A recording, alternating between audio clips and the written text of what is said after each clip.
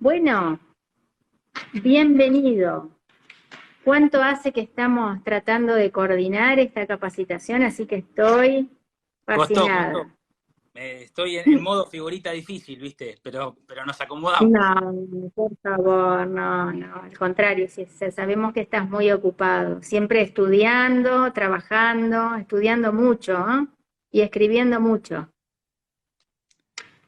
Con algunas actividades, sí, sí. Gracias a Dios. Me gusta. Bueno, y yo te voy a hacer una pequeña presentación, si bien sos muy conocido, pero como para recordarles a nuestros seguidores que el escribano Francisco Hotz es abogado, escribano, magíster en Derecho Notarial, registral e inmobiliario, titular de un registro en Santa Rosa, La Pampa, es docente universitario, miembro del Ateneo de la Academia Nacional del Notariado, becario del Consejo General del Notariado Español, miembro de las comisiones de Informática y Prospectiva del Consejo Federal, consejero del Colegio de Escribanos de La Pampa, autor y coautor de libros y publicaciones, entre otros y otras actividades. Muchas gracias. Bueno, hoy nos vas a hablar sobre diligencias notariales. Sí, vamos a compartir algunas reflexiones sobre las diligencias notariales a la hora de autorizar un título relativo de dominio o de Muy derechos bien. inmuebles en general, porque aplica para todos los casos. La idea Muy bien. es poder enmarcar un poquito lo que dice la ley, o las leyes, o el Código Civil y Comercial de la Nación, y lo que dicen, contrastarlo un poco con lo que la costumbre, tal vez, la jurisprudencia, parte de la doctrina, eh, suelen imponer al escribano, ver hasta qué punto eso es así, o corresponde, hacer un análisis un poco reflexivo, que es un poco a lo que apunto, ¿no?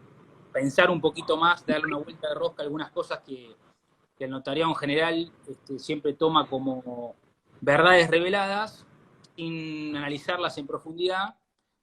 Y bueno, yo ya hace un par de años me propuse empezar a reflexionar sobre estas cuestiones, sobre todo en el marco de la tesis que tuve que redactar para la maestría, que me llevó muchos años, 10 años en total. Y ahí un poco que me empapé en esta cuestión de las diligencias notariales y de analizar qué es lo que debemos hacer los escribanos, qué podemos hacer, no necesariamente debemos,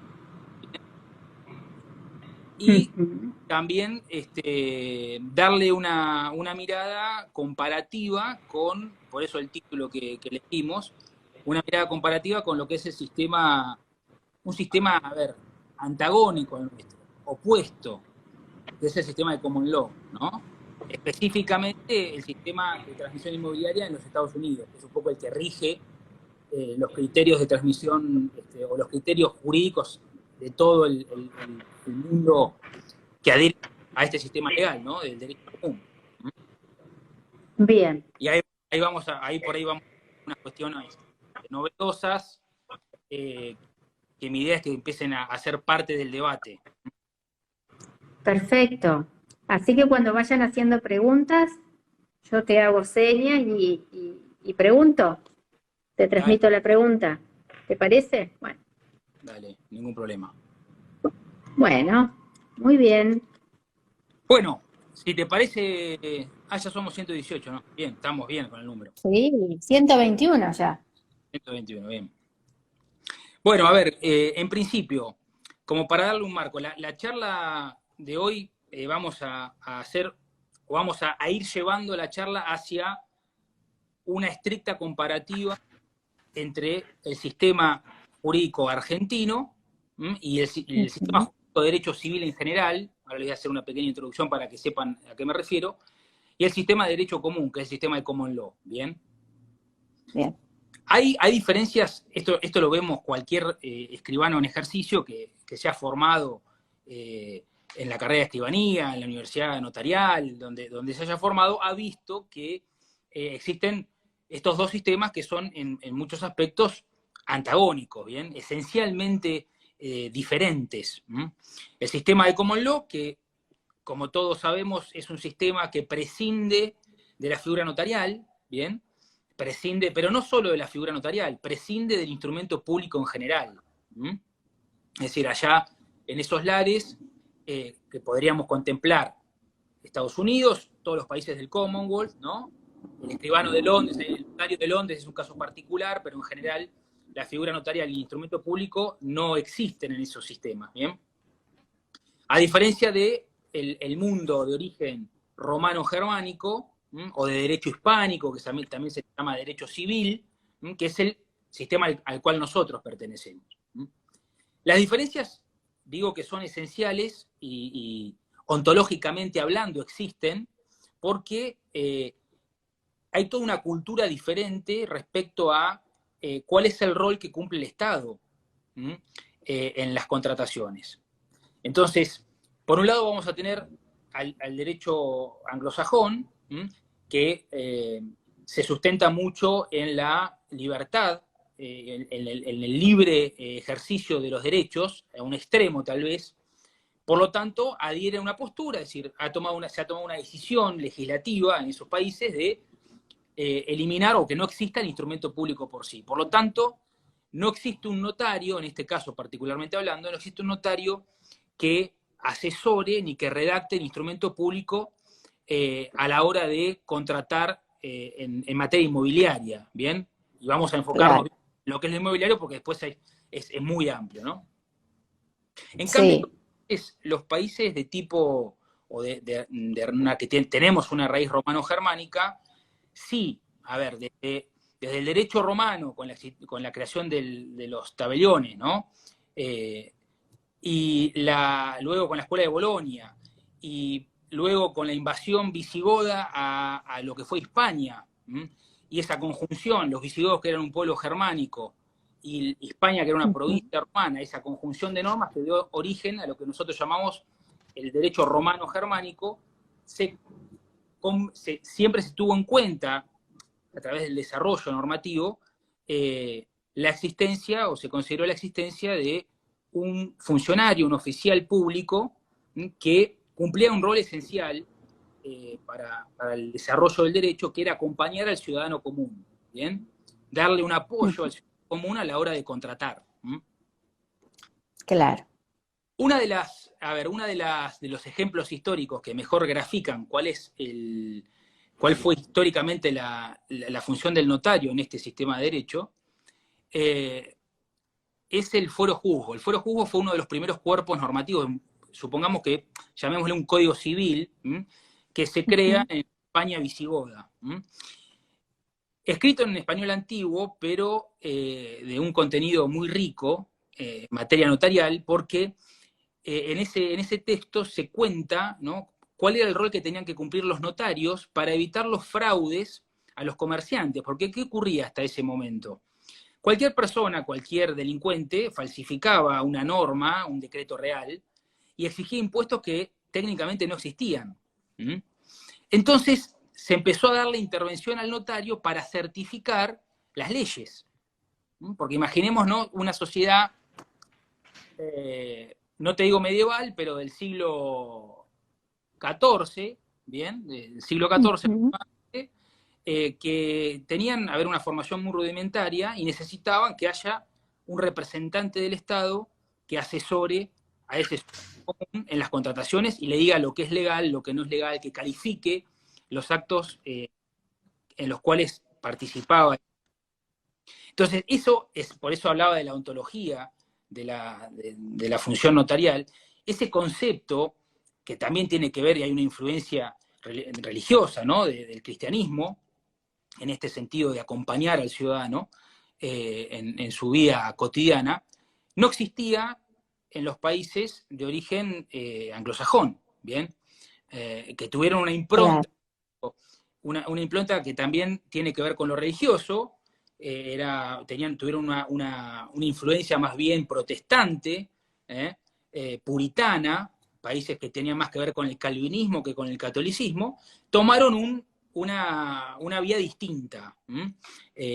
No es casualidad que países eminentemente, por ejemplo, Suiza, un país eminentemente calvinista, haya sido uno de los pioneros en esto del secreto bancario y de la libertad, es decir, el derecho de propiedad absoluto, una exaltación mucho más importante de lo que es el derecho de propiedad y la libertad que lo que tenemos en los países de derecho civil. Valga la aclaración que somos, el sistema de derecho o de notariado latino es compartido por el 80% del planeta.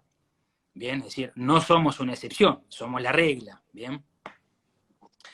Pero por este motivo principalmente, por la existencia de estos dos sistemas, que en lo notarial o en lo que hace a la función notarial son tan opuestos, vale la pena reflexionar seriamente figuras que hacen, o tal vez la vedette de las diligencias notariales en Argentina, que es el estudio de títulos, ¿bien? Vale la pena hacer una reflexión sobre esta cuestión y hoy mi idea es llevar la charla hacia un punto en el cual les voy a comentar algunas cuestiones no tan conocidas de los orígenes del estudio de títulos y de por qué se crean figuras que requieren la revisión permanente, en definitiva, de instrumentaciones públicas. Pero antes de entrar en esas cuestiones, vamos a hacer un breve repaso de cuáles son las diligencias básicas que tiene que llevar adelante un escribano en Argentina. ¿Bien? Un repaso general, porque podríamos, puedo dejar de lado algunas normas. Yo acá traje una anotación para una ayuda a memoria de las cuales son las más importantes, ¿no? Sí. Si vamos a instrumentos públicos en general, tenemos un artículo fundamental que es el 301. ¿Bien?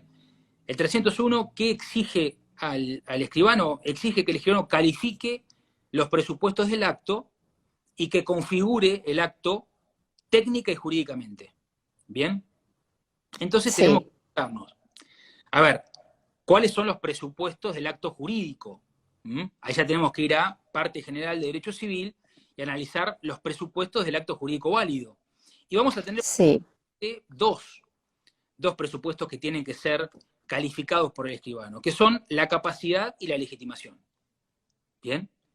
Entonces, hacia una diligencia esencial de cualquier escribano que está ejerciendo la función, esa audiencia preliminar, ¿bien?, que ya Pelosi, el maestro Pelosi, comenzó con este rito notarial, ¿no?, la audiencia previa, en la cual nosotros tomamos contacto con el requirente del servicio, que va a ser el futuro otorgante del acto jurídico, y evaluamos su capacidad.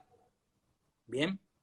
Y esto, en la práctica, tenemos que ser claros en que quien determina si esa persona es apta, jurídicamente hablando, si tiene capacidad, se encuentra en total conocimiento del acto que va a otorgar, etcétera, es el escribano. Eso es una función trascendental que tenemos, porque no es un certificado que nosotros solicitemos, el que dice, un certificado médico, por ejemplo, el que va a determinar si esa persona está capacitada o no para otorgar ese acto. Digo esto ¿por qué? Porque en la práctica sabemos que muchas veces, cuando existen otorgamientos con personas tal vez mayores de edad, o tenemos que salir de la escribanía y comparecer en un geriátrico, por ejemplo, solemos decir, bueno, voy a tomar un recaudo y voy a solicitar un certificado médico que acredite que esa persona se encuentra psicológicamente apta, ¿bien?, que tiene conocimiento, ubicación en tiempo y espacio, etcétera, como suelen poner los certificados médicos. Con esto no digo que eso esté mal, ¿bien? No digo que esté mal hacerlo, pero lo cierto es que es el propio discernimiento del escribano el que va a determinar si esa persona está apta o no. Y de hecho, la solicitud de un certificado puede traer más dudas que certezas. ¿Bien? Porque si yo tengo una audiencia previa y hablo con la persona, independientemente de su edad, y en materia testamentaria tenemos jurisprudencia para tirar por los aires en esta materia, si yo estoy convencido de que esa persona se encuentra en pleno uso de sus facultades, tal vez la solicitud de un certificado médico a los efectos de defender ese título ante la justicia, traiga alguna duda. ¿Por qué? El escribano tal vez dudó de la situación. Claro. ¿Bien? Entonces, Sí. tenemos que tener en cuenta que es el escribano el que, en definitiva, toma esa decisión al considerar que esa persona es capaz o no. ¿Bien? Y recordemos que cuando comenzó la vigencia ya en el 2015 del Código Civil y Comercial de la Nación, estaba esta duda de si tenemos que solicitar un acta de nacimiento para verificar la anotación marginal o no, por si hay una sentencia que restringe la capacidad, etc. Bueno, esas opiniones quedaron un poco en la nada, quienes sostenían que había que solicitar, porque además es en la práctica, en la praxis, es imposible de realizar. Supongamos, Claro. O sea, no va acorde con el ejercicio regular de la función. Es totalmente... y además no existe los registros de capacidad, ¿bien? No tiene un sistema de prioridad ni de reserva que permitan que yo solicite un certificado y mantener el status quo hasta que yo otorgue el acto. ¿Me explico? Claro. Entonces yo pude haber Sí. un certificado y luego, al momento que estoy otorgando el acto, ingresó una sentencia que determinaba la restricción a la capacidad de esa persona. Entonces, en definitiva, esas primeras posturas que se mantuvieron en el sentido de que había que solicitar permanentemente ese tipo de certificados quedaron en la nada. Claro, incluso hasta para las certificaciones de firmas. Sería imposible. Por eso imposible. Sería imposible. Con esta lógica, creo que, a ver, quienes escriben y quienes nos dedicamos un poco a pensar las cuestiones de derecho desde una visión notarial, tenemos que ponernos siempre en los pantalones del colega, ¿no? Del notario, porque somos los que sabemos, en definitiva, cuáles son los verdaderos alcances de algo que nosotros sostenemos que se debería hacer sí o sí. Bueno, a ver, ¿esto es viable? ¿Es posible hacerlo? Tenemos 20 naciones distintas. Uno de los 10 países más extensos del planeta. Es posible, crear doctrinariamente mayores diligencias, mayores obligaciones al escribano de las que ya tiene para otorgar un acto, que en definitiva, jurídicamente hablando, tiene la misma fuerza probatoria, la certificación de firma, en cuanto a instrumento público, que una escritura pública. Digamos, tal vez hay escribanías que certifican 200 firmas por día. ¿Bien? Claro. Entonces, Sí. Tiene que tener siempre una coherencia con lo que es la práctica, ¿no? Pero también, porque ahí vamos, un solo presupuesto del acto, que es la capacidad, también tenemos que analizar la legitimación. ¿Bien? El escribano tiene que tomar todos los recaudos necesarios para acreditar que exista un vínculo entre la persona y el derecho que se esgrime. ¿Bien? De transmisión inmobiliaria, bueno, si una persona va a disponer del derecho real de dominio, yo tendría que acreditar y legitimar ese derecho. ¿Te acordás que ya la primera charla que tuvimos era la legitimación de derechos? Sí. La legitimación, siempre me acuerdo, sí. El escribano es un oficial legitimador junto con el juez. Somos los dos, notarios y jueces, cumplimos la función legitimadora del Estado, que es una función estatal, y tenemos que legitimar ese derecho, que en definitiva es el reconocimiento estatal al derecho preexistente de esa persona. Ese requirente que viene a la oficina y que nos dice, escribano, quiero vender este inmueble, tiene el derecho de dominio, pero tiene que ser reconocido oficialmente ese derecho de dominio. Claro. ¿Quién va a conocer? El escribano, mediante el análisis de la documentación que legitima ese derecho.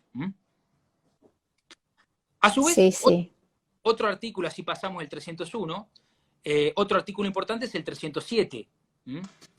307 que todos lo asociamos directamente con los poderes. ¿Bien? Lo que es el ejercicio de la representación. Y del 307 se derivan indirectamente también obligaciones notariales, o sea, una diligencia que tiene que tener el escribano, en virtud de la cual, ante la existencia de una representación, que todos sabemos que puede ser de 3 tipos, ¿no? Podemos estar ante una representación orgánica, una representación legal o una representación voluntaria. El escribano tiene que analizar esa representación y ver los alcances de la misma. ¿bien? Claro. En materia de representación orgánica tendremos que analizar la documentación societaria, que no solo no se limita a ver el objeto del contrato social o del estatuto, sino también analizar las actas, analizar la vigencia de esa representación La orgánica, vigencia. la composición de esa representación, porque puede haber un órgano de más de una persona, una gerencia colegiada, por ejemplo, firma conjunta de gerentes y no firma individual distinta, ¿bien? Entonces, sí. el escribano, en ese sentido, debe cumplir con ese análisis de la representación que impone el artículo 307.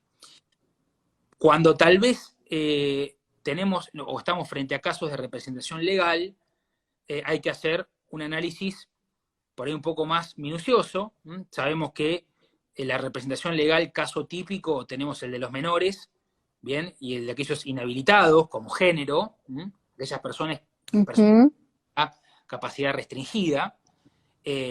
Cuando son menores de edad, sabemos que la representación legal está en cabeza de quienes ejerzan su responsabilidad parental, en principio, y si no hay quien ejerza la responsabilidad parental, en cabeza de un tutor. ¿Bien? Menoría, ¿no? Bien. Y nosotros además deberemos calificar si estamos ante un menor adolescente o no. Porque con este nuevo concepto que trae el Código Civil Comercial de la Nación, de la capacidad ascendente, ¿bien? Los menores adolescentes pueden intervenir en determinados actos, que antes con el Código Vélez era tajante, menor de 18 años, mayor de 18 años. Hoy no es tan así, ¿bien? Claro. Y también cuando tenemos inhabilitados, que pueden ser, podemos encontrarnos con figuras como el apoyo o el curador. Y tenemos que tener cuidado a la hora de analizar esa documentación, porque sabemos que el apoyo no ejerce actos de representación. ¿Bien? El apoyo no es un representante. Sí es un representante el curador. ¿Por qué el apoyo no es un representante? Porque el que otorga el acto, en definitiva, es el inhabilitado. El apoyo acompaña. El apoyo acompaña, complementa la voluntad de ese inhabilitado, pero no lo representa. En cambio, el curador sí. Bien. De ahí que cuando nosotros tenemos personas que comparecen con un apoyo, vamos a tener que analizar minuciosamente el alcance de la sentencia que establece el apoyo. Porque claro. podría ocurrir el caso en que tengamos enfrente una persona que, si bien se le nombra un apoyo, para el acto que va a otorgar en nuestra escribanía no lo necesite. Entonces, va completamente él. Y por último, la representación voluntaria, que es la que tenemos todos en mayor roce, ¿no? Que es el apoderamiento, el acto de apoderamiento, que todos sabemos que no es un mandato, ¿bien? Y eso es una distinción que el Código Civil y Comercial de la Nación lo han dejado claro. Es decir, el mandato, que es un contrato bilateral, no es el acto de representación. El poder, que es, en cambio, el poder es un acto voluntario, es un acto unilateral, no es un contrato. Puede estar fundado en la existencia de un contrato de mandato o no. Pero ese acto de representación que se materializa instrumentalmente con el otorgamiento del poder, puede ser un poder general. A mí me gusta la clasificación tripartita del apoderamiento, que es la que distingue entre el poder general, el poder especial y el poder específico. Clasificación que le gusta mucho al maestro Echegaray, de ahí la tomo yo, ¿no? ¿Y cuál es la diferencia entre esos poderes? Nosotros tenemos que tener claro que el denominado poder general, y esto lo dice el 375 del Código, es el poder que se otorga para actos de administración. ¿Bien? Pero todos permanentemente tenemos a la vista los típicos poderes generales de administración y disposición, que no son otra cosa más que un poder general que tiene actos de administración y un cúmulo de poderes especiales para actos en particular, venta, donación, celebración de contratos de locación, etc. ¿Bien? Entonces, esos serían poderes especiales. Que en materia de transmisión inmobiliaria sería un poder especial para vender o para transmitir el dominio a cualquier causa, bajo cualquier causa. Ahora, va a ser específico ese apoderamiento Va a ser específico cuando se individualice el acto y el inmueble. ¿Bien? Esa es la diferencia que tenemos, un poder especial y un poder específico.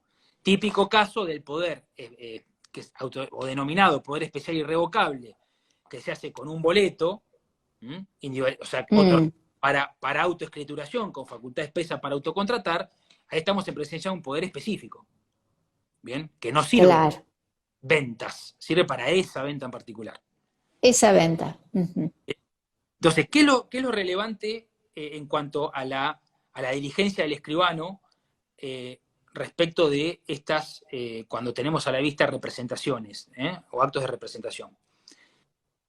Tenemos que ser, siempre regirnos bajo el principio de autosuficiencia del instrumento público. Nosotros tenemos que el instrumento público sea autosuficiente. Entonces, mi recomendación es que siempre que tengamos apoderamientos, nos esforcemos un poco para dejar en claro por qué consideramos que de ese apoderamiento surgen facultades suficientes para el acto. ¿Bien? Porque si nos atenemos a lo que la norma nos exige, nosotros nos limitamos a mencionar el escribano, el número de escritura, folio y año, y ya hicimos la acreditación de la representación. ¿Bien?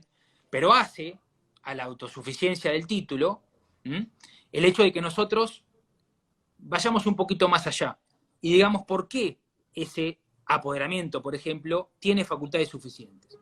En mi caso particular, siempre recomiendo que cuando tenemos, por ejemplo, poderes generales de administración y disposición, hagamos una transcripción en la escritura de las facultades especiales para el acto que estamos autorizando.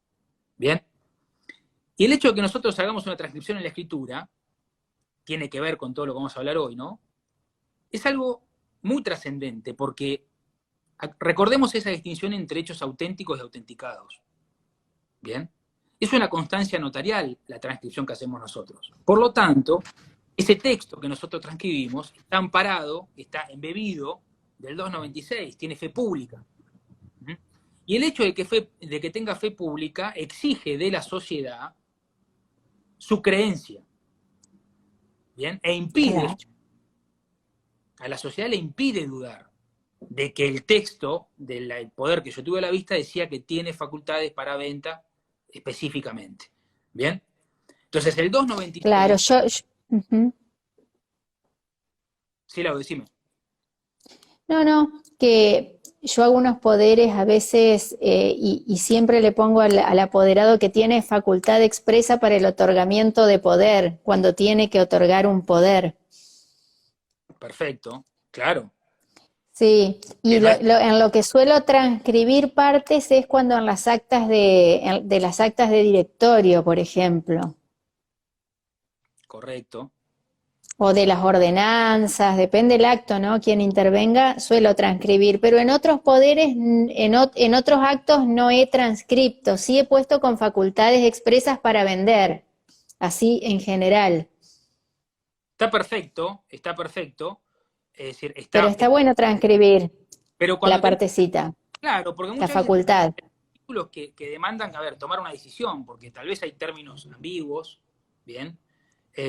No muy claros, o tal vez son negocios muy complejos en los que yo quiero dejar, ya sabemos que es un negocio tal vez importante, del cual van a derivar otros negocios, otros actos, y queremos dejar un título que diga todo, y que no le dé duda, que no haya ningún motivo para dudar de la legitimación de esa persona que está otorgando el acto. Entonces, la transcripción va a imponerle a la sociedad, le va a imponer al juez, le va a imponer al escribano y le va a imponer a toda la sociedad la creencia en la verdad de esa transcripción. Bien, es una verdad impuesta. Yo suelo decir cuando me toca dar las clases de forma, yo doy clases en Derecho de los Contratos en la Universidad de La Pampa, y siempre obviamente doy forma, ¿no? Forma del contrato.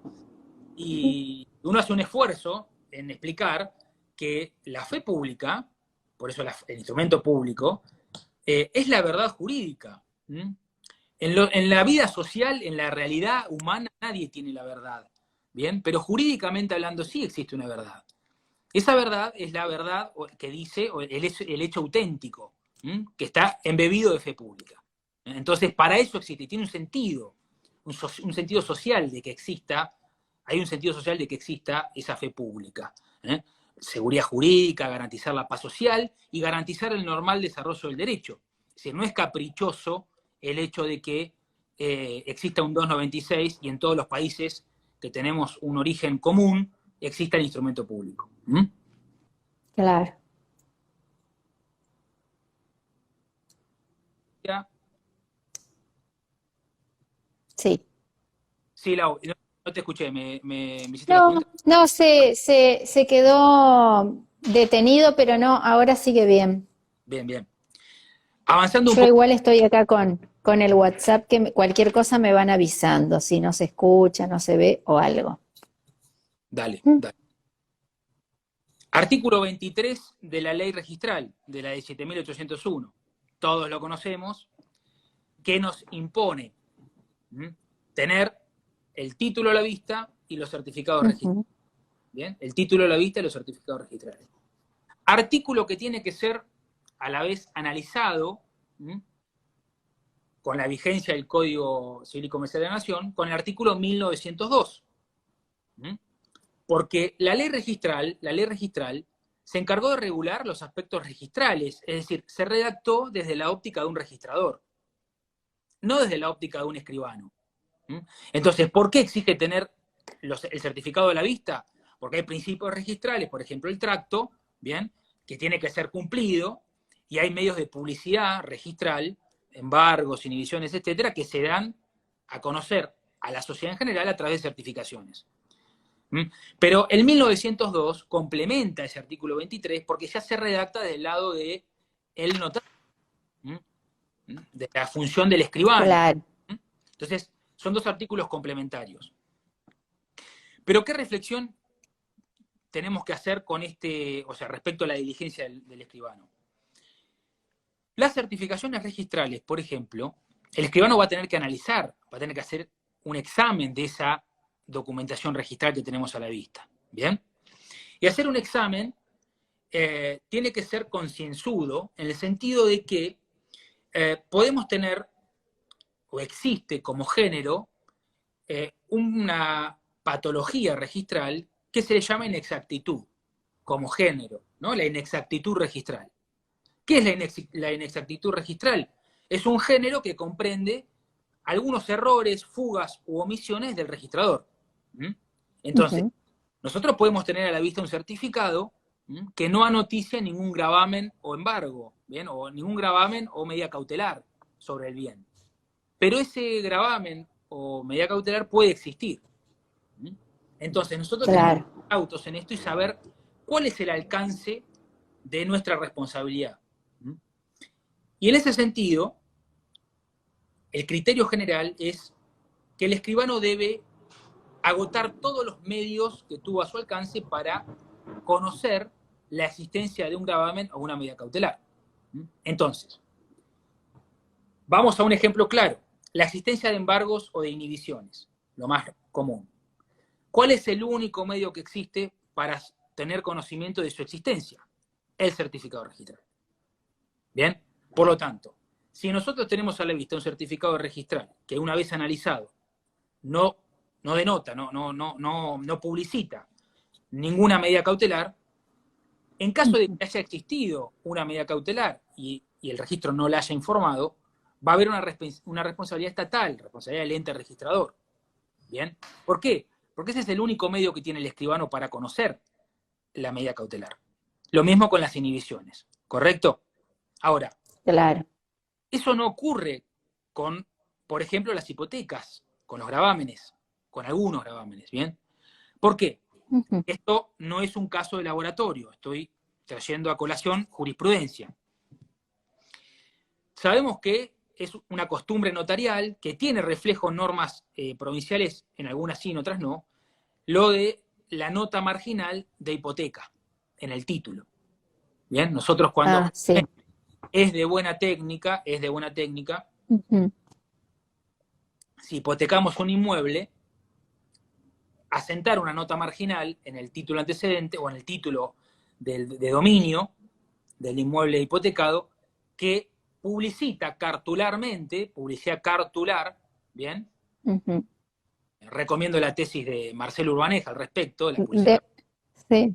publicada en Astrea hace poco, publicita cartularmente la existencia de una hipoteca. Entonces, aquel escribano que haya solicitado un certificado de dominio, que por una fuga registral no informó la existencia de una hipoteca, pero la hipoteca existía y se acredita que existía una nota marginal en el título antecedente, va a tener responsabilidad. Debió tener el título antecedente a la vista, eso lo impone el artículo 23, título a la vista, ¿bien? Y de ese título surgía se daba publicidad la existencia de esa hipoteca. ¿Bien? Entonces, Claro. Sí. para muestra hace falta un botón, y respecto de determinados gravámenes, no es el único medio de publicidad del registro de la propiedad. Puede haber una publicidad, en este caso cartular, que anoticia al escribano de la existencia de esa hipoteca. Entonces ahí la fuga registral, Sí. o en estos casos, este es un caso jurisprudencial, se responsabilizó al escribano porque el escribano sí tuvo otro medio de conocimiento de la existencia de ese gravamen. ¿Bien? Y sacar copia de la matrícula o folio real. Yo trato de pedirla siempre. Sí, Bueno, no es obligación, pero me quedo más tranquila. sí, Y sobre ya todo, si hay algún gravamen, voy adelantándome como para hacer las cancelaciones y todo lo que haya vos que decís hacer. la copia que te dan con el certificado de dominio, o pedís una copia Pido de una la matrícula. copia porque, claro, acá vos podés hacer la consulta in visu, pero que en realidad es con la fotocopia. Te sacan la fotocopia y te dan la fotocopia y luego presentás el certificado y lo podés pedir con copia de matrícula, pero si no lo pedís con copia de matrícula viene informado, Claro, sin la copia. claro. Bueno, Bueno, es como una opción más para estar tranquilos. seguro, sobre todo con los nuevos sistemas de folio real electrónico, que no suelen, lo que tenía de bueno el sistema de Scott y Falvo, de la E registral del 68, la matrícula cartón, Cartón, sí, que fue la todo. tenemos acá. Bueno, en La Pampa también, pero se está pasando un sistema digital, ¿no? Como en la mayoría del país, se está pasando una digitalización. Sí, Es bueno, que acá de a poco. ese certificado informa, el folio real informa las anotaciones vigentes, ¿bien? Y no te muestra el histórico. Ah, en el nuestro el folio electrónico, claro, lo vigente. Muestra lo vigente, no el histórico. Sí, Por ejemplo, Capital sí, Federal sí, España escaneado la matrícula en cartón, donde uno puede ver el histórico, ¿no? Pero otras claro. te dicen, bueno, esta es la situación actual vigente, no puedes ver lo anterior. Entonces, obviamente que está bueno advertir que podemos tomar conocimiento de otras anotaciones con una copia de la matrícula. ¿Bien? Claro. Scott y Falvo lo tomaron de los bibliotecarios a eso, para seguir, en las bibliotecas funcionaban así. Es un dato Claro. que no sé.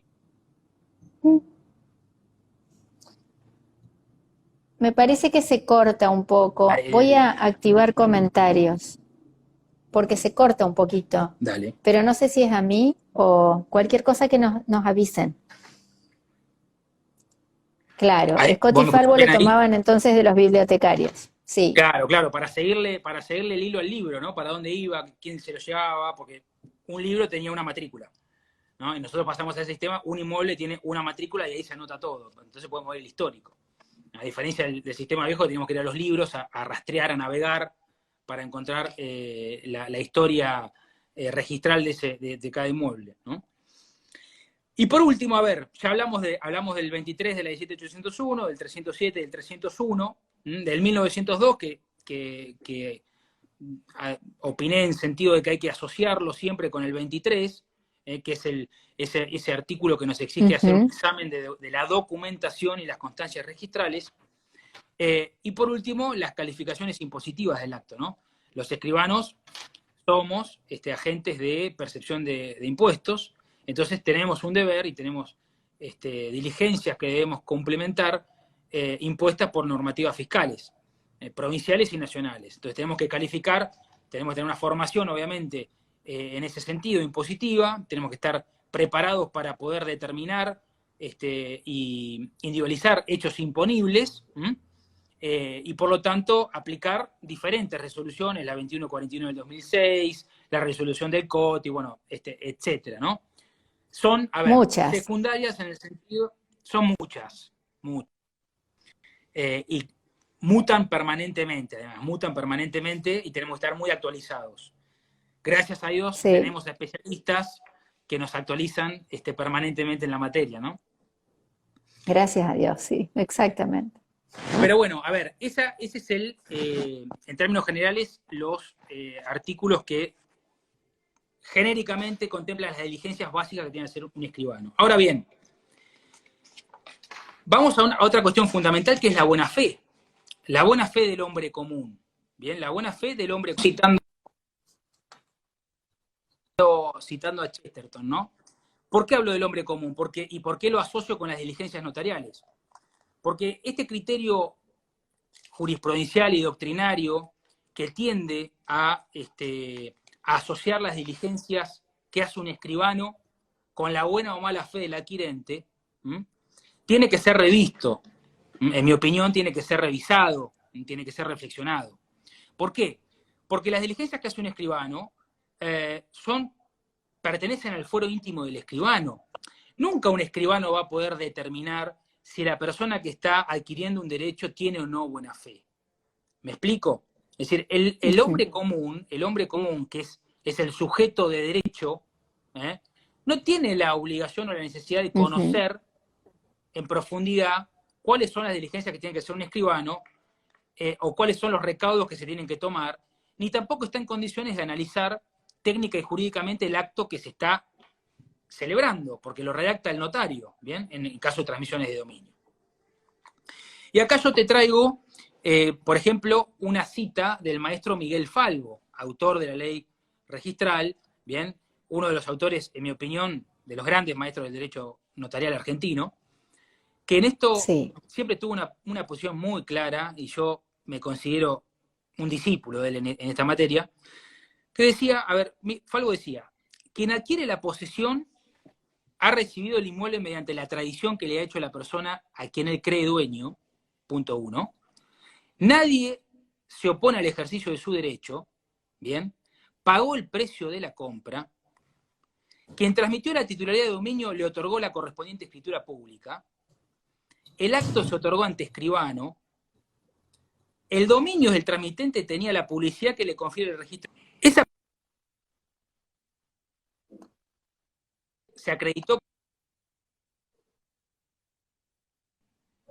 y a su vez el título de ese adquirente se inscribió en el registro de la propiedad. Falvo sostenía que esa buena fe se tenía que presumir siempre. De hecho, textualmente decía, ese poseedor debe ser considerado de buena fe. ¿Por qué? Porque su buena fe está implícita en la titularidad, aunque sea aparente, de su transmitente, y como consecuencia en su propio título, otorgado de acuerdo a la ley. ¿Bien? Y acá vamos a cuestiones fundamentales. Es decir, el hombre común se tiene que atener a lo que dice la ley. Nosotros formamos parte de un sistema de derecho que tiene una impronta positivista. Es decir, el derecho que rige es el derecho que está escrito. Independientemente de la opinión doctrinaria o de la opinión mayoritaria, la fuente principal de derecho es la norma. Entonces, si esa diligencia que se le exige al escribano para acreditar la buena fe del adquirente existe o no existe en la norma, va a determinar si el adquirente tiene o no buena fe. Porque si no, siempre traigo, o suelo traer a colación, un caso jurisprudencial en La Pampa, donde se le exigió a una colega que llame al registro de migraciones nacional para ver si la persona que había otorgado un acta de una sociedad anónima se encontraba en el país en la fecha del acta. Bien, si se encontraba en el país o no. Entonces, imagínense, o sea, el juez puede llegar a decir cualquier cosa en relación a la diligencia del escribano, pero eso no surge de ninguna norma, y nosotros tenemos que regirnos por una cuestión de seguridad Claro, jurídica, tenemos que regirnos por lo que dice la ley. Bien, si le damos claro. lugar a estas opiniones, o incluso nos ponemos a escribir nosotros diligencias que exceden de lo que la norma dice, entramos en una inseguridad profesional y damos lugar a que se ataquen instrumentos públicos por diferentes y múltiples causas que no surgen de la ley. Pero Claro. también te traigo una cita de Néstor Lambert, ¿bien? Ya más moderno, A otro ver, maestro, ¿bien? ¿Qué nos dice? ¿Qué nos dice Lambert? Nos dice, quien ha recibido por un título constituido por una escritura pública o un documento judicial, como los testimonios de una subasta pública o la hijuela de una partición hereditaria o indivisión hereditaria, cree en base a los títulos, instrumentos públicos, que se le han entregado expedidos por las personas que el Estado ha dado competencia, escribanos, jueces, funcionarios públicos, y ha asignado responsabilidad a tal fin, y en consecuencia configura un error excusable con respecto a su creencia en la legitimidad de la relación de poder que ejerce sobre las cosas.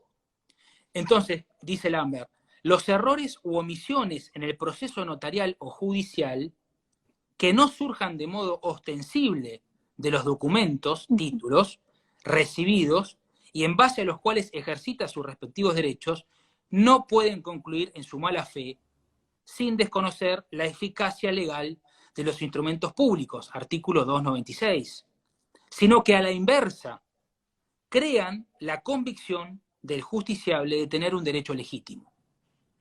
Bien, esto que ha publicado Néstor Lambert, en definitiva es el resumen de la causa o del sentido de ser del instrumento público. El instrumento público existe para crear una convicción en la sociedad. No existe para crear una duda. Si nosotros, y ya claro. me explico, ya adentrándonos en esta cuestión de el estudio de títulos o no, si nosotros consideramos que la realización o la revisión permanente de instrumentaciones públicas es una diligencia esencial que hace a la buena fe del adquirente, entonces estamos diciendo que no puede obviarse, no se puede prescindir de esa revisión permanente de instrumentaciones públicas, que es lo mismo a decir que existe una presunción de ineficacia del instrumento público. ¿Bien? Porque ¿por qué motivo yo estaría obligado a desconfiar o presumir que el instrumento público posee una nulidad? ¿Bien? Que puede ser absoluta o relativa, ¿no? Pero que posee una nulidad. Cuando en realidad la voluntad del legislador, o desde el punto de vista ontológico, el instrumento público debe hacer presumir lo contrario. ¿Bien? Debe hacer presumir Claro. la eficacia legal, jurídica del acto, ¿bien? Y la sociedad debe creer eso. Si no, se interrumpe el sistema de libre circulación de los derechos. Se entorpece la circulación inmobiliaria. ¿Bien? A esto, además, antes de meternos ya en la figura del estudio de títulos en particular, y por qué existe el estudio de títulos, que la modernidad, o sea, las nuevas tecnologías, están permitiendo que nosotros le demos a una mayor autosuficiencia al instrumento notarial. ¿Por qué digo esto? Porque hoy podríamos, y de hecho yo suelo hacerlo, agregar en el texto de las escrituras códigos de verificación, genéricamente hablando, ¿no? Nosotros sabemos que si tenemos documentación digital, supongamos expedientes electrónicos, esa documentación digital se verifica generalmente en un e-registro, no i-registro, los registros que tienen los poderes judiciales de diferentes demarcaciones, se verifica la actuación judicial. Nosotros podríamos hoy dejar constancia en el título del código de validación de esa actuación judicial, de manera tal que cualquier persona que tenga el título de nuestro a la vista, sin necesidad de tener que ir a ver la matriz, ni de incorporarse al expediente electrónico, pueda verificar la actuación. ¿Me seguís? Claro, ¿y qué sería la clave? Porque acá, por ejemplo, al expediente electrónico accedo al Poder Judicial con mi clave y contraseña.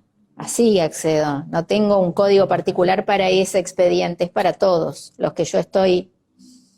Bien, a ver, depende de cada demarcación. En general, la consulta de expedientes es Ujú, pública.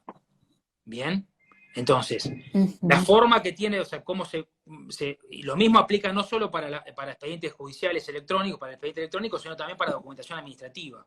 Bien, ahí existe la consulta pública. ¿Cómo se accede a la consulta pública? Sí. Con el código que ya tiene el documento digital. Bien, se ingresa ese código en el organismo que expidió el documento, supongamos una partida de nacimiento, una partida de función. Ah, Bien, claro. y yo valido esa documentación. ¿Bien? Entonces, en definitiva, como Bien. ya sabemos que la documentación digital es original en formato digital y no en formato papel, yo voy a estar viendo el original en mi computadora.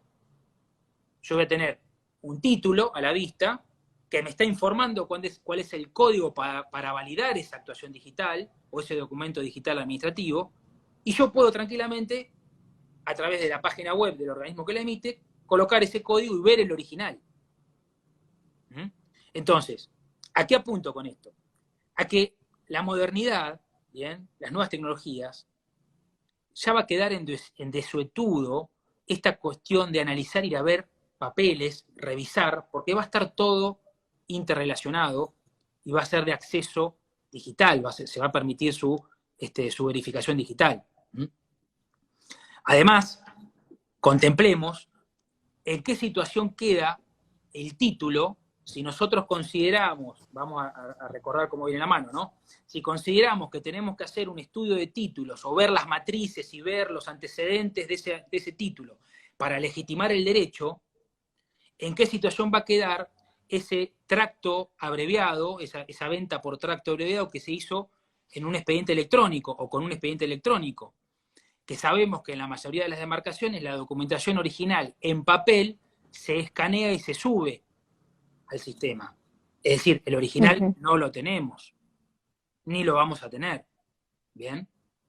Entonces, esta realidad, en definitiva, termina reforzando la necesidad de ponderar al instrumento público, ¿bien?, y rescatar los principios fundamentales por los cuales existe, que es para legitimar el derecho. El derecho se legitima con el título, no se legitima con un análisis veinteañal de documentación, se legitima con el título. ¿Puede existir defectos, nulidades, situaciones patológicas de toda índole? Sí, por supuesto que sí, existen, todos sabemos que existen.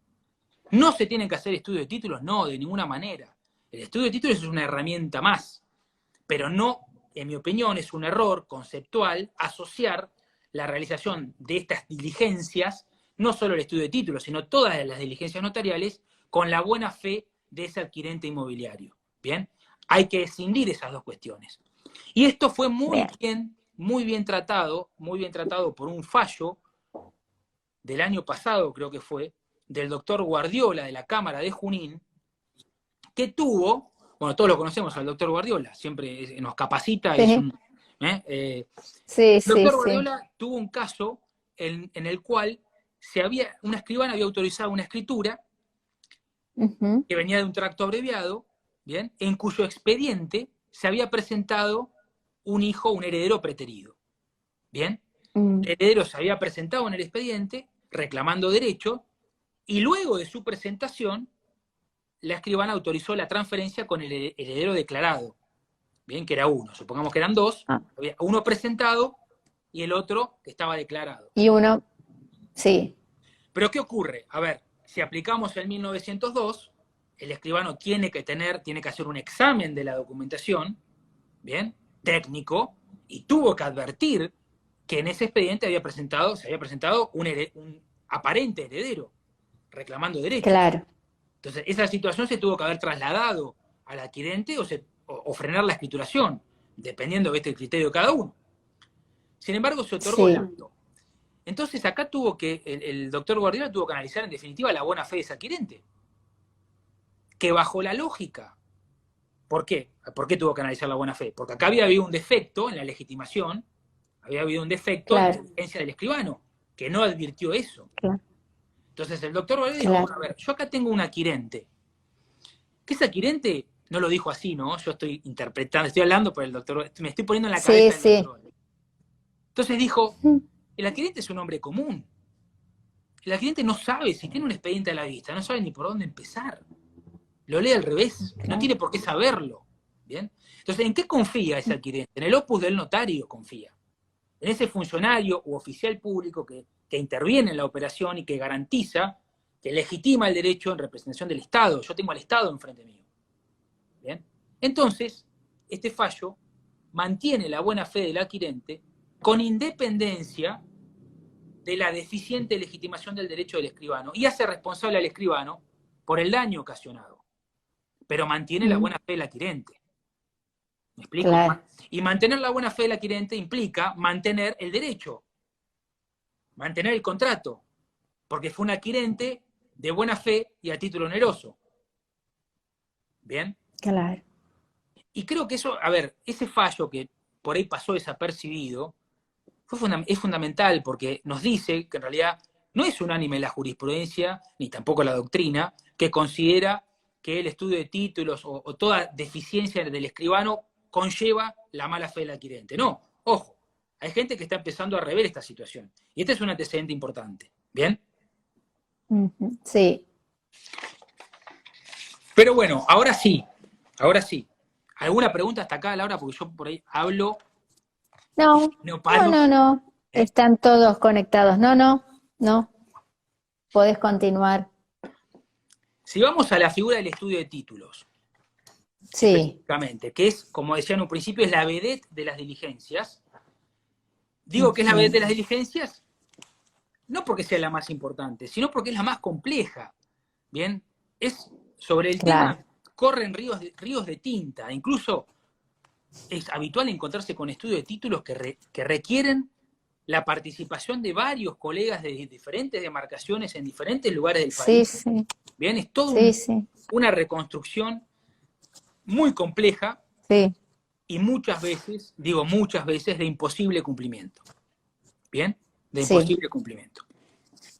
Entonces, genéricamente, la definición consensuada en doctrina, digo en doctrina porque en la ley, en el Código Civil y Comercial, no está definido, solo el 1138 habla de que el estudio de títulos es un gasto a cargo del vendedor.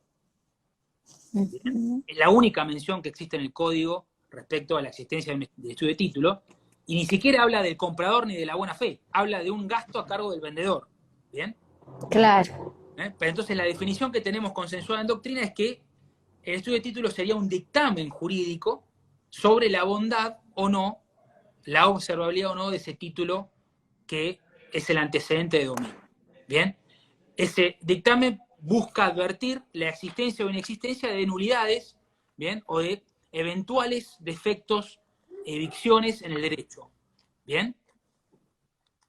Ahora bien, ¿cuál es el origen? Y acá vamos un poco a lo que más me interesa comentarte hoy. ¿Cuál es el origen de estas figuras que tienden a la revisión permanente de documentación? El origen más remoto que existe, o por lo menos que yo he podido localizar, lo tenemos en el derecho romano, en la figura de la traditio cartae. La traditio cartae, que luego tuvo otras figuras cuando se incorpora el derecho germánico, como la figura de los otores, ¿bien? Luego la diabólica probatio domini, la prueba diabólica, para los que cursaron derecho romano, por ahí se acuerdan, la prueba diabólica, que había que probar el derecho remontándose a los anteriores adquirentes, y también los procesos denominados in iure cessio, ¿bien? Que eran procesos públicos. Pero la figura central es la traditio cartae porque es la más gráfica, ¿bien? ¿Por qué existía? ¿Qué era la traditio cartae y por qué existía? Que se hacía en el marco de un proceso público que eran los in iure cessio. La traditio cartae era una figura que implicaba que el adquirente de un derecho real, ¿no? Del dominio de un inmueble, de un derecho real cualquiera sea, tenía que recibir el título, hacía tradición de la carta, del título, y todos los antecedentes. ¿Bien? Entonces, había dos formas de llevar adelante una traditio cartae. O se entregaba el título, el documento, con todos los antecedentes atrás, tal vez en una pila así de antecedentes, o era un solo título que relacionaba todos los anteriores. ¿Bien? se hacía un estudio, como se denominaba en Bien. esa época, un estudio diplomático de esos antecedentes para, de esa manera, retrotrayéndose en el tiempo, el actual titular podía acreditar su derecho. Él tenía que probar que era dueño. ¿Bien? ¿Y cómo lo tenía que probar? Porque tiene todos los antecedentes en su título. ¿Bien? Claro. Entonces ahí está el origen por el cual ahora el gasto es a cargo del vendedor. Podría ser. A ver, dudo que en 1138... Porque si él tenía que probar, Bueno, a ver, está bueno, porque si leemos en 1138 es un gasto a cargo del vendedor. Y toda la doctrina que hay escrita sobre el estudio de títulos habla del comprador y de la buena fe del comprador, del adquirente. Y sin embargo el código arranca al revés, arranca con un deber del vendedor o del transmitente. ¿Bien?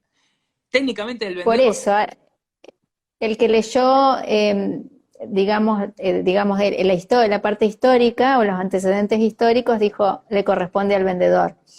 Exactamente, le corresponde al vendedor.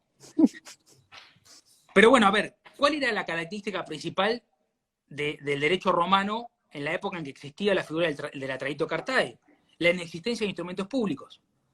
Bien, la traditio cartae desaparece cuando se crea la figura del notarial y la figura del instrumento público. ¿Por qué desaparece? Porque justamente esta recopilación de documentación pretendía acreditar algo que el instrumento público ya acreditaba por sí. ¿Me seguís? ¿Bien? Es decir, Sí. al existir instrumento público ya había una legitimación del derecho. No se tenía que probar ese derecho porque ya había sido legitimado. ¿Bien? Claro. Por un Sí. tabelión, por la figura notarial de entonces. Entonces, ya vemos que esencialmente pasó a ser incompatible la convivencia del instrumento público con la traditio cartae. ¿Bien? Sí. Ahora, esa traditio cartae es el antecedente remoto de nuestro estudio de títulos. Y nosotros en nuestro sistema tenemos instrumentos públicos. Y estaríamos aplicando, no literalmente, pero en la lógica jurídica, estaríamos aplicando un criterio del derecho romano absolutamente superado por todos los países del sistema romano-germánico que pertenecen al notariado latino y que tienen instrumentos públicos. Nosotros lo estaríamos remontando, es un retroceso. ¿Bien? Es un retroceso, porque estamos llevando adelante una diligencia que viene del derecho romano y que ya fue superada. ¿Por qué? Porque existen instrumentos públicos. El instrumento público, en definitiva, se crea para evitar este tipo de figuras que exigen una revisión permanente. Pero ¿con qué se tiene que complementar esto? Con que si seguimos esa lógica, si entendemos que el derecho romano tenía esa figura que fue dejada de usar por el hecho de que se creó el instrumento público la reemplazó porque da fe por sí mismo, entonces tendría que existir esta figura en aquellos países actualmente que no tienen instrumentos públicos. Sería lo lógico, ¿no? Porque ¿cómo legitima un derecho? ¿Cómo se legitima el derecho del comprador de un inmueble en Estados Unidos si no hay escritura pública? ¿Bien? Y ahí viene lo más importante de esta charla, creo yo, en mi opinión, lo más importante de esta charla. La figura del estudio de títulos, hablando del derecho moderno, ya dejamos de lado el derecho romano, que es el antecedente, venimos al derecho moderno. La figura del estudio de títulos o sus orígenes vienen del derecho anglosajón. ¿Por qué vienen del derecho anglosajón? Porque el derecho anglosajón, como dijimos al inicio de la charla, no tiene instrumentaciones públicas. ¿Bien? Y en Estados Unidos tienen, no solo que tienen, denominan de una manera, la denominación que se le da es abstract, ¿bien? Abstract and opinion, title certificate, diferentes denominaciones, todas bajo el mismo concepto de un análisis jurídico y un dictamen jurídico de los antecedentes del derecho de quien tiene una propiedad. ¿Por qué existe esto? Porque, como repito, en el derecho anglosajón no existe el instrumento público, las contrataciones inmobiliarias, ¿no? El mercado del real estate, como se le llama, es eminentemente privado, absolutamente privado. Es decir, el deed el afamado DID, que es el contrato de compraventa, aquí sería un boleto, ¿bien? Se puede llevar adelante, se puede documentar en una servilleta. ¿Está claro? Es decir, Claro. no hay ninguna intervención Sí. estatal en el sistema anglosajón, no hay ninguna intervención estatal que garantice la legitimidad de los derechos. ¿Bien? Eso, Claro. esa realidad norteamericana o anglosajona llevó consigo una necesidad. ¿Bien? ¿Cuál es esa necesidad? Sí. De que los profesionales del derecho, que son abogados, tengan que realizar permanentemente revisiones de esa documentación, que se llaman abstract, o abstract porque es un abstract, se hace una recopilación, un abstract, ¿bien? O title certificate, se certifica el título, ¿bien? Por generalmente bufet de abogados o empresas que se dedican a esto. Pero esto no es algo novedoso para el derecho anglosajón, esto viene desde el siglo XVIII. Esto existió siempre. Entonces, nosotros tenemos que comprender que el estudio de títulos como actualmente se está conceptualizando en Argentina no siempre fue como actualmente se cree que es. Bien, el estudio de títulos original en Argentina era un análisis documental que tendía a evitar errores que eran muy comunes en tiempos no tan pasados en las descripciones de las cosas, en las descripciones de los inmuebles, en la legitimación del derecho. Recordemos que los catastros no se unifican a nivel nacional hasta el año 2006. ¿Bien? Que la figura del agrimensor, se regula recién en el año 63. ¿Bien? Y que no hace tanto, recién en el año 1947, la Ciudad Autónoma de Buenos Aires le empezó a exigir para el ejercicio de la función notarial que tener el título de abogado. ¿Bien? Entonces, ¿qué ocurría? En el mercado existían títulos muy deficientes, muy deficientes.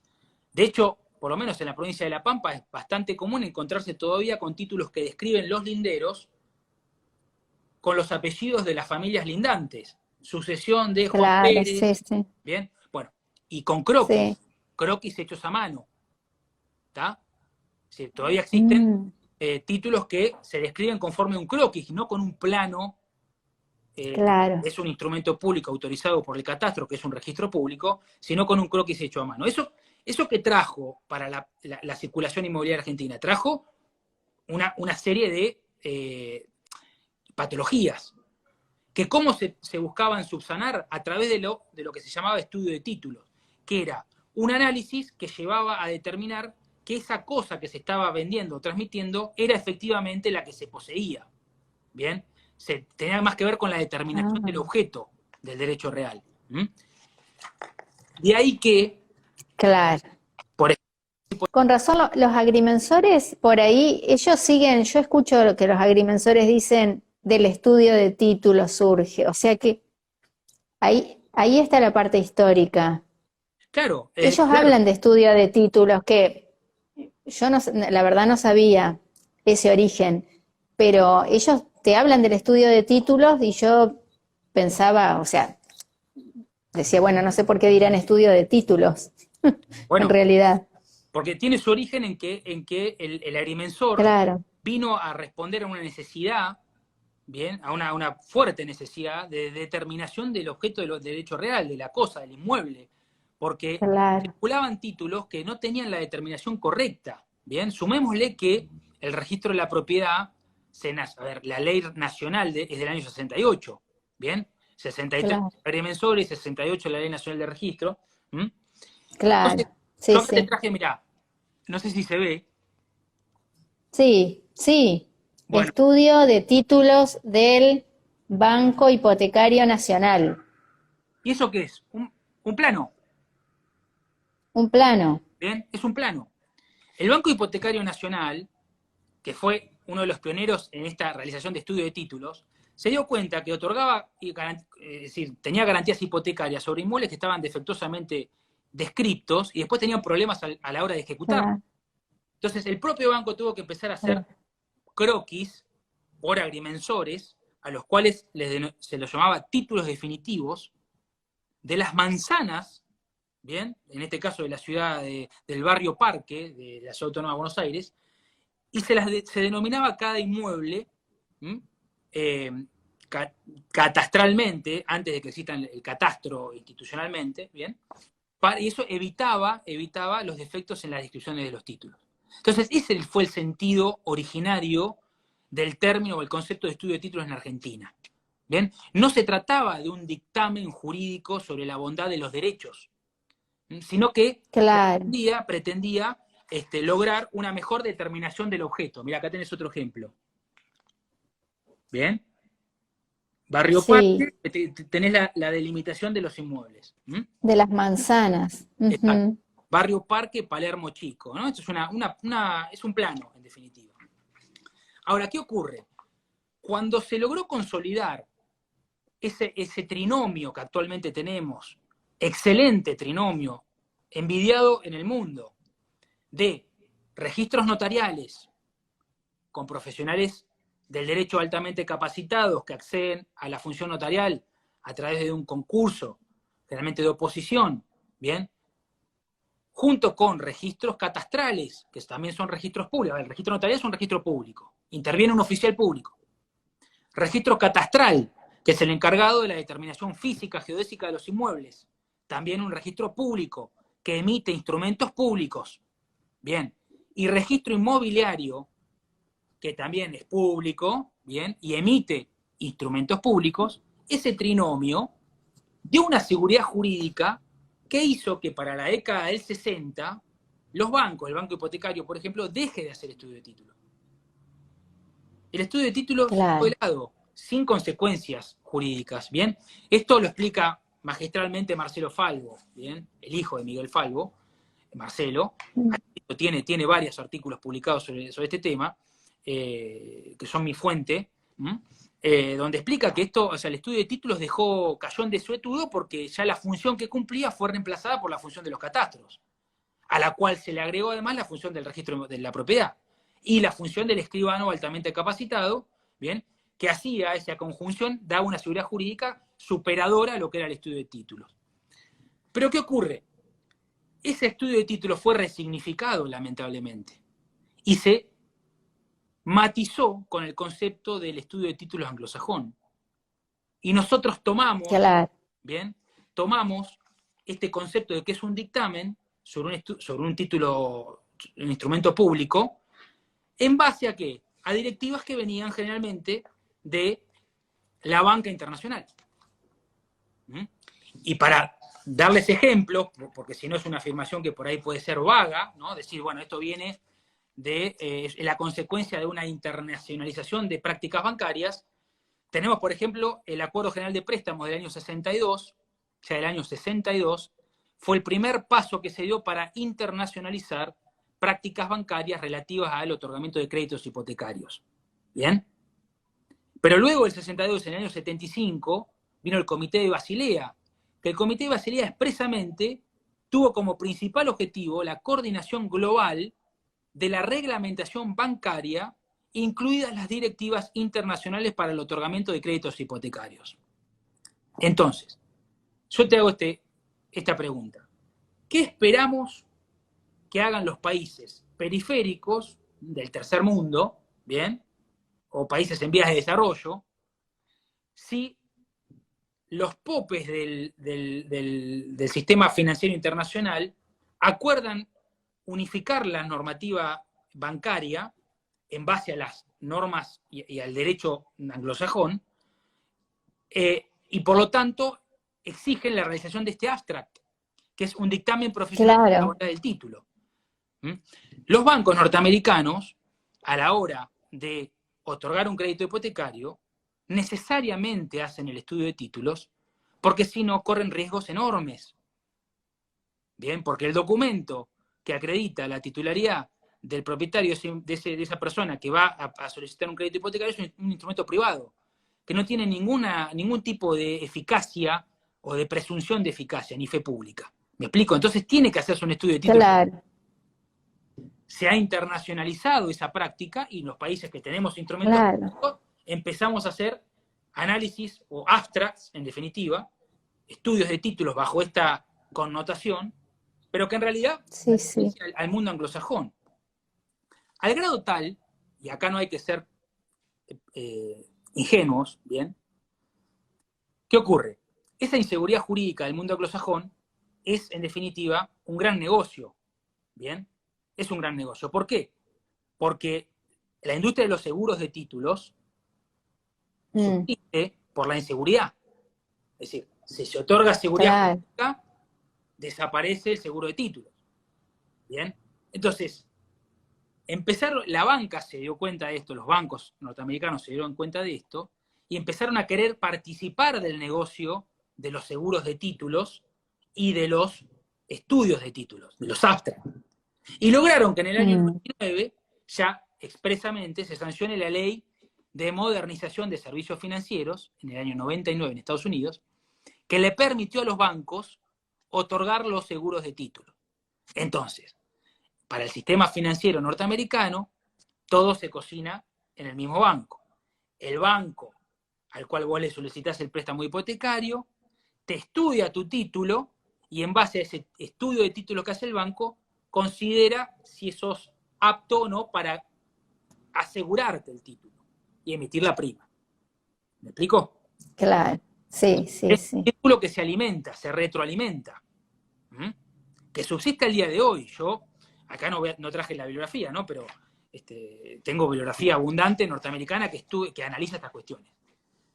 Y este estudio de títulos del derecho anglosajón configura esa debida diligencia. Vos asociá, y esto me interesa, que vayamos asociando estos conceptos de títulos, buena fe, diligencia, la debida diligencia del comprador, el adquirente inmobiliario, que hoy tanto se promueve, y que no digo que esté mal, pero que ya tiene un origen en el derecho anglosajón de muchos años atrás.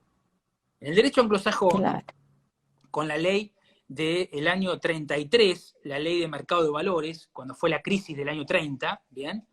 Presidente Roosevelt, por ese entonces, se hace el New Deal, el nuevo trato, donde se trata de reformular el sistema financiero. Esa ley incorpora el concepto de due diligence, de la debida diligencia. ¿Bien? ¿Qué es el concepto norteamericano de debida diligencia? Bueno, es un concepto que le exige a esos inversionistas financieros de la bolsa llevar adelante determinadas diligencias previas de manera tal de que tomen conocimiento de qué es lo que están adquiriendo. Recordemos ver el logo de Wall Street, la película, ¿no? La bolsa, Wall Street, se compraban y se vendían tal vez cosas que no existían.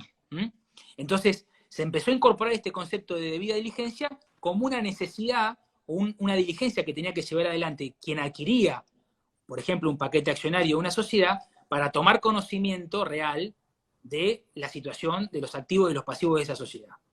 Pero ¿qué ocurre?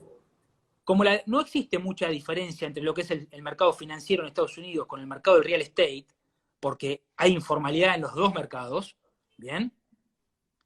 El sistema inmobiliario, o sea, es eminentemente privado y hay una informalidad total, y se tiende a la circulación masiva de los títulos. Ese concepto de due diligence, que nació en el 33 con el sistema financiero, se trasladó a lo que se llama legal due diligence, que es la debida diligencia del real estate, la debida diligencia del mercado inmobiliario.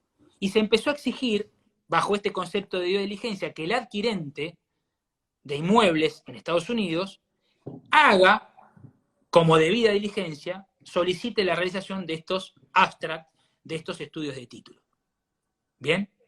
Entonces vemos cómo lo mismo, es decir, el mismo concepto de comprador diligente o de buena fe diligente o buena fe subjetiva que se está instaurando actualmente en nuestro derecho, se origina en un sistema completamente distinto, con inseguridades jurídicas muy superiores a las nuestras, ¿bien? Y que sobre todo carece de instrumentos públicos.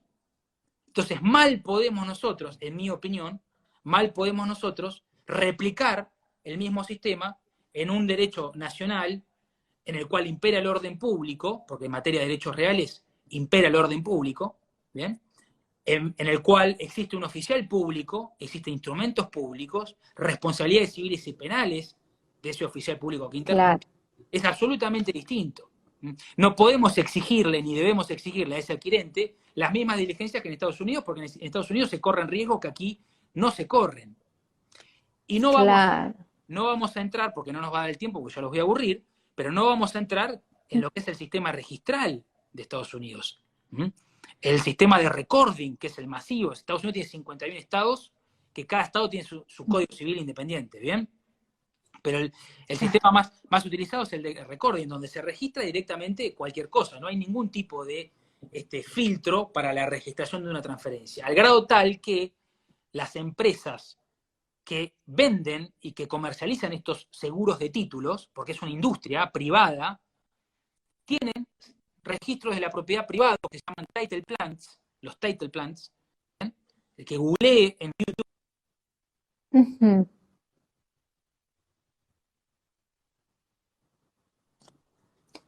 Ahí se corta un poco, se corta. Voy a activar comentarios. Se corta un poquito.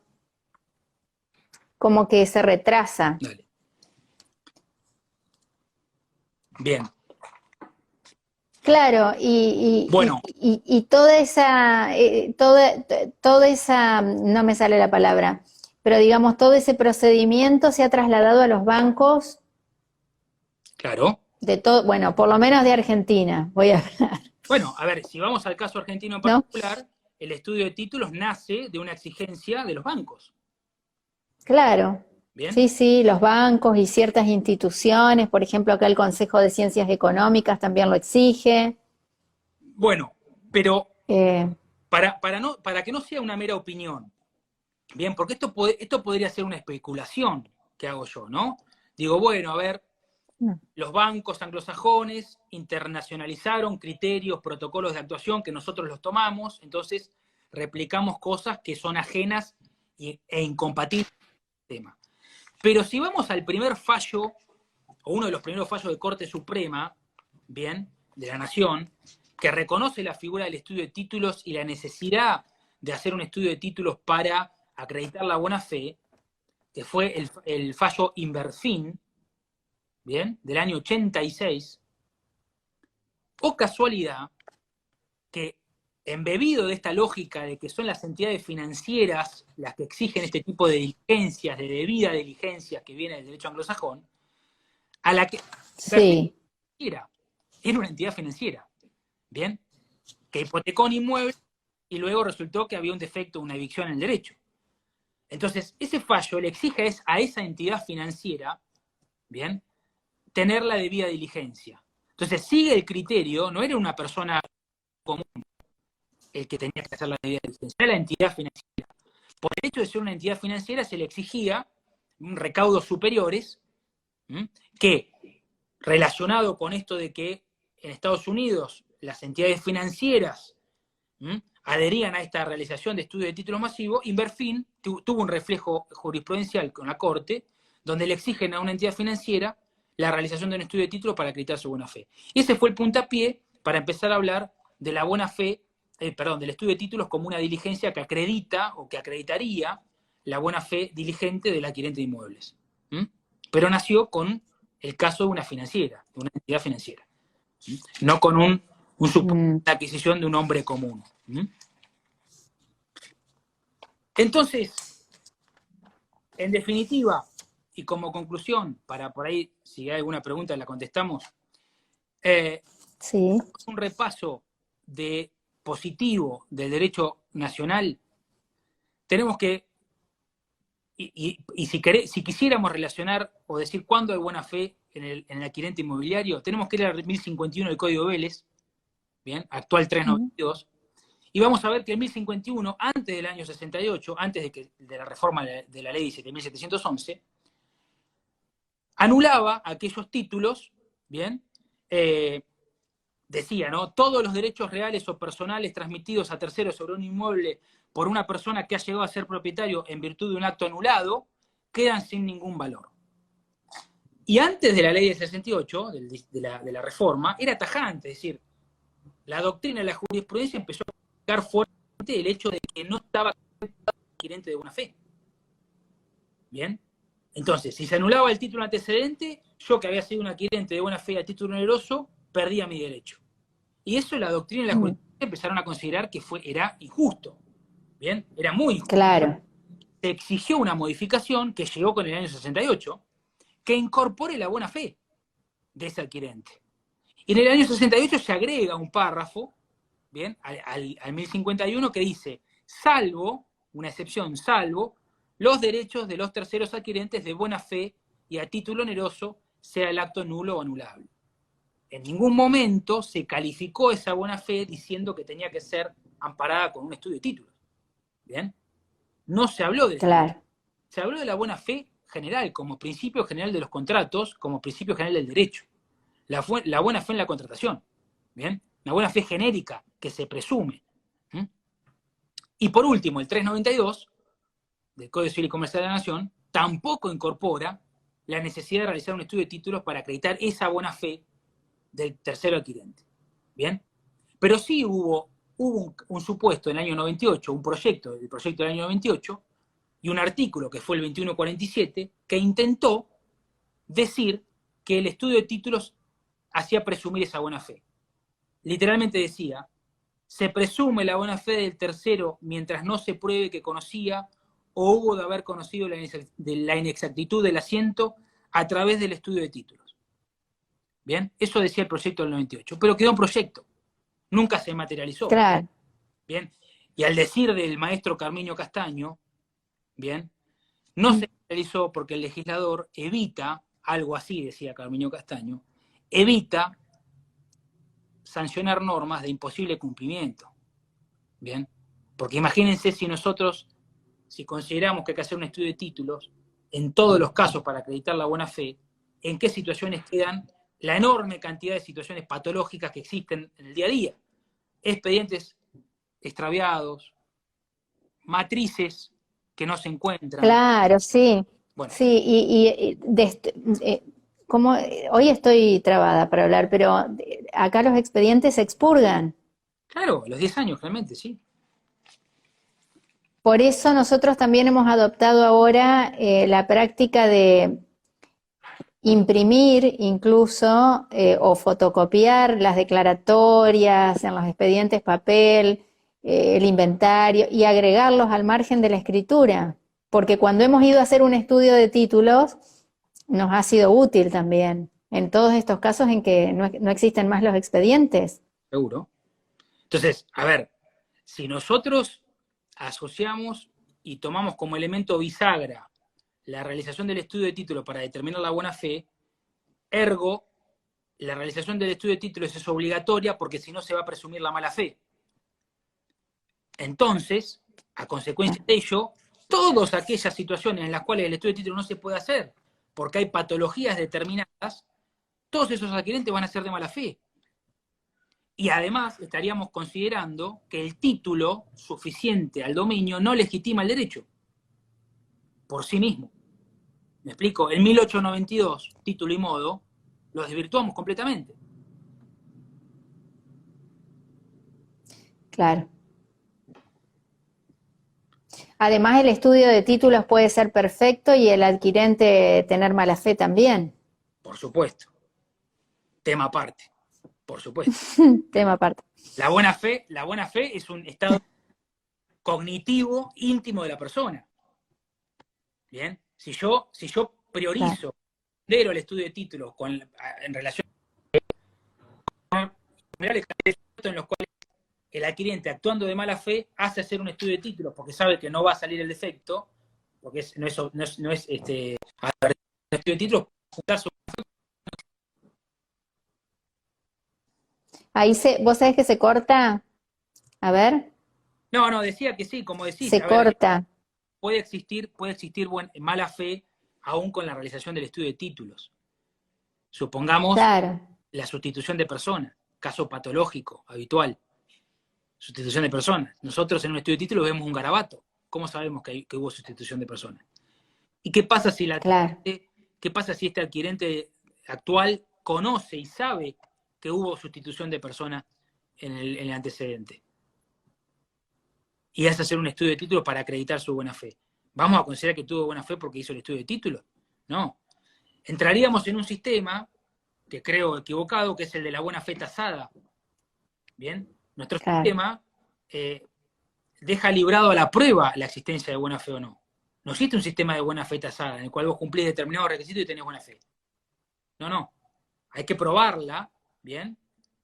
O hay que probar la mala fe. Se tiene que someter a prueba, tiene que haber un análisis técnico del juez, tiene que analizar la prueba.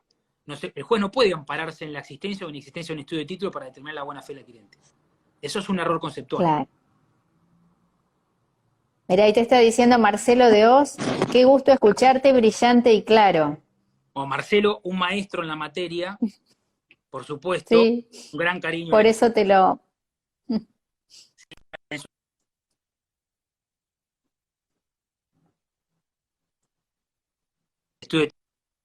Ahí está. Ay, ahora se te ve perfecto. ¿Qué hiciste? Ahí estamos. Ahora se ve perfecto la imagen. Buenísimo. Y yo pensaba que era el mío que se había cortado también, entonces estaba buscando, pero no, era a vos. Se me fue la imagen. Pero bueno. Sí, lo estaba saludando a Marcelo, ahí habíamos quedado, Marcelo de Oz. Le mando un cariño, que tiene familia en La Pampa, además, en Pico. Ah, yo también le mando un cariño. Y a todos, muchos me han escrito, Sabina, Guillermo Longhi, Alejandra Castellón. Aprovecho para enviarte un cordial saludo y un abrazo de nuestra presidente, Alejandra Castellón Arrieta, y de la Junta Ejecutiva, que me pidieron te lo transmita. De Juan Sarquis, que ahí nos estaba mirando, Eda González, que nos mira desde Málaga en este momento, así que, y Guillermo desde Ámsterdam, así que todos están, viste, conectados mirándote. Bueno, yo muy interesante. Muy agradecido, quiero transmitir también mi agradecimiento a las autoridades del Consejo por volverme a tener en cuenta, por citarme de nuevo a compartir ideas en Instagram. Y bueno, y también por la convocatoria para el futuro regional Nobel del 23 de septiembre acá en La Pampa. Ajá, qué bueno, qué bueno. Ahí también vamos a estar exponiendo algo similar a lo que charlamos hoy. Bueno, Francisco, ¿querés decir algo más? ¿O para cerrar? No, nada, agradecido. Un saludo a todos los amigos que están escribiendo. Estoy viendo, bueno, gracias a Dios, el mundo notarial, viste que somos todos conocidos, directo o indirectamente, está lleno de amigos. Sí. Un cariño a todos y muchas gracias por la atención y bueno, está bien. Espero que les sirva y les haya gustado. Sí, nos encantó. Muy bueno, como siempre. A ver, bueno, anda pensando para una próxima charla porque ya para dentro de varios meses, ya desde ahora te empiezo a pedir agenda. Dale. Bueno, un saludo a todos los que nos están mirando. Un beso grande y muchas gracias, Francisco. Gracias a ustedes. Excelente. Adiós. Chao, hasta luego.